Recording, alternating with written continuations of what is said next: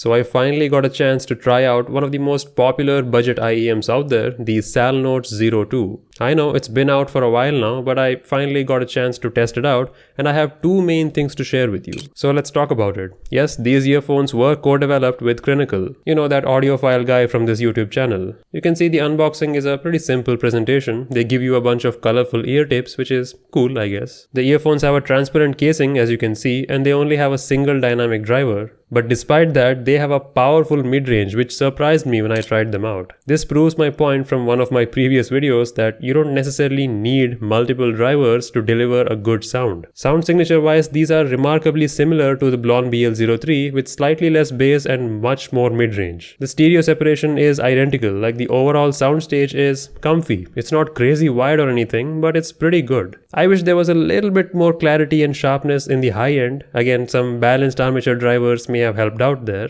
but pretty good for a single dynamic driver. These are yet another great recommendation for a beginner who's just trying out IEMs. They're really easy to drive, so you don't need any specialized hardware. Just plug them into your phone or PC and start playing. Now the downside. The downside is pretty weird. It's regarding the build quality overall. I mean, I even noticed when I'm unboxing that the cable that they provide is a pretty mediocre one. I mean, especially at this price, I have seen better quality cables from Blonde and KZ. I mean, some of the KZs are even more affordable than these, but they have stronger cables. So that's something I didn't like. And these cables have a pretty sharp ending here right above the ear tips themselves, which are sharp enough to kind of hurt your ears, especially when you're putting these on and removing them. Not a big deal, but again, an unexpected downside. I don't know if other people have noticed the same thing or if it's just an issue with mine, but even if it is a bad unit, there's already a QC issue, right? Quality control. All units should be the same. I mean, no other earphone that I've tried in this price has such issues. Sure, no one is providing next level cable quality, but they are all acceptable except this one.